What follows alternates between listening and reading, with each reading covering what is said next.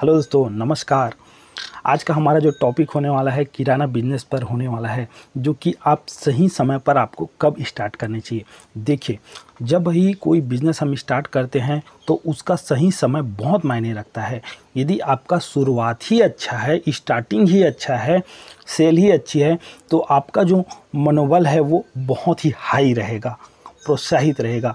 लेकिन वहीं पर आप यदि स्टार्टिंग में यदि दुकान खोलिए लाखों रुपए लगा के, लेकिन वहीं पर सेल नहीं हो रहा है, बहुत कम सेल हो रहा है, तो शुरू में ही मन उदास हो जाता है कि क्या पता शायद बिज़नेस चले या ना चले।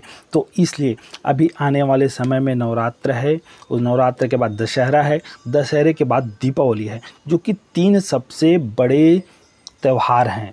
तो इन त्यौहार को देखते हुए आप अभी नवरात्र में बहुत ही शुभ मुहूर्त पे आप जो है दुकान स्टार्ट कीजिए। नवरात्र में आप स्टार्ट कर सकते हैं। इससे ये होगा कि आपको तीनों सीज़न में बहुत बेनिफिट होगा। आपका स्टार्टिंग से ही आपकी दुकान चल पड़ेगी, क्योंकि स्टार्टिंग में ही इतनी भीड़ आने लगेगी कि आपका मन एकदम एक्साइटेड हो जाएगा। आपकी सेल इतनी बड़ी हो जाएगी कि आपको स्टार्टिंग में ही आपकी कमाई दिखने लगेगी। तो इसलिए आप जब भी स्टार्ट करें, इन बड़े फेस्टिवल के पास ही स्टार्ट करें।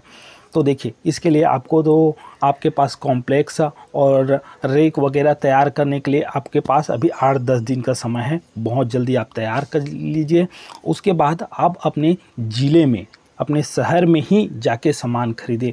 वहाँ पर आपको वाजिब दाम में प्रोडक्ट मिल जाएंगे। किराने सामान का आप होलसेलर बहुत आसानी से ढूंढ सकते हैं। वहाँ पर आप मार्केट में जाके पता कीजिए, आपको बहुत आसानी से होलसेलर आपको मिल जाएंगे। वहाँ से आप कम से कम लाख रुपए से 1.5 लाख रुपए का सामान, ए टू जेड सामान खरीद के लाइए। आने वाले समय में मैं आपके लिए ए टू जेड सामान का प्रोडक्ट का लिस्ट का वीडियो भी 1-2 दिन में डाल दूँगा। बहुत ही बढ़िया, वैसे तो हम डाले हुए हैं, लेकिन फिर भी आप चाहते हैं तो हम आपके लिए नया वीडियो डाल देंगे। उसके बाद आप सामान खरीद के लाइए, बढ़िया से उसे सजाइए और नवरात्र के प्रथम दिन से ही आप दुकान स्टार्ट कर दीजिए, जो कि बहुत बढ़िया सेल होगी। देखिए, दुकान जब भी स्टार्ट करें, आपको बहुत ही कम मार्जिन में काम करनी है, ज़्यादा रेट नहीं लगानी है, जिससे कि आपकी सेल अच्छी हो।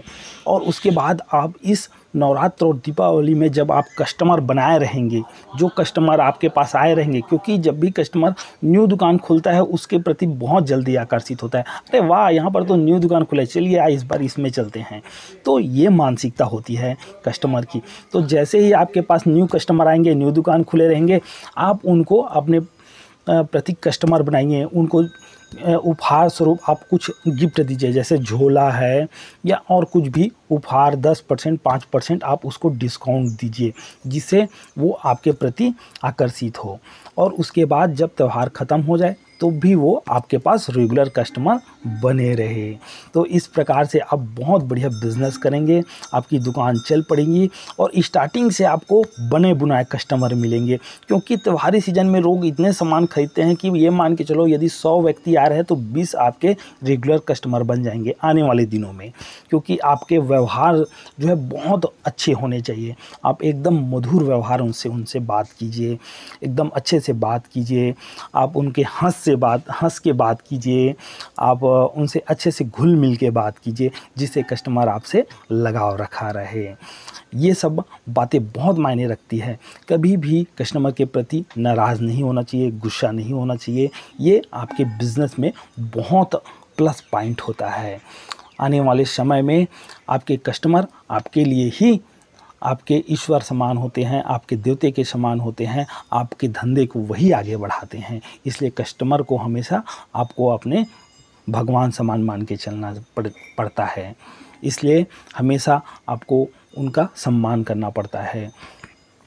देखिए, जब भी आप इस तरह से बिज़नेस स्टार्ट करते हैं तो उस पर हमेशा इन बातों का आपको बहुत ही बारीकी से ध्यान रखना पड़ता है। आपको ऐसे भी कस्टमर आपको मिलेंगे जो आपको लड़ने पे उतारू होते हैं, तो उनसे आपको बिल्कुल सम्मानपूर्वक उनसे आपको हाथ जोड़ के माफ़ी मांगना है। और प्लीज़, जो चीज़ आपके पास नहीं है उसके लिए आप कह सकते हैं क्षमा कीजिए। इस प्रकार से आपको नरम भाव से ही उनसे बात करनी चाहिए।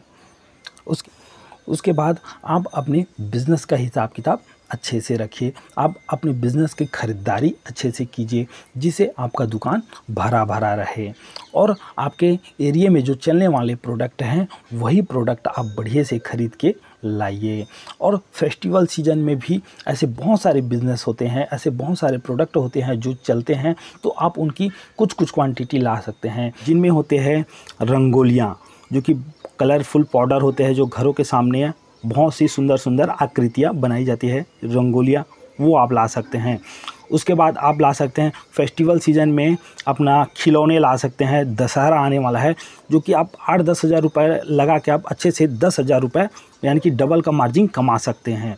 उसके बाद आता है आप क्रैकर यानी कि पटाखे का बिज़नेस भी करके आप लाखों रुपए कमा सकते हैं। बस कुछ ही 40-50 हज़ार रुपये का आप क्रैकर लाइए और वो आपको 4 दिन में लगभग 70 से 80 हज़ार रुपये आपको मतलब डबल से दोगुने से तिगुने का होता है। जो कि पटाखे होते हैं उसमें दुगने से तिगुने कमाई होती है, आप उसका भी बिज़नेस कर सकते हैं।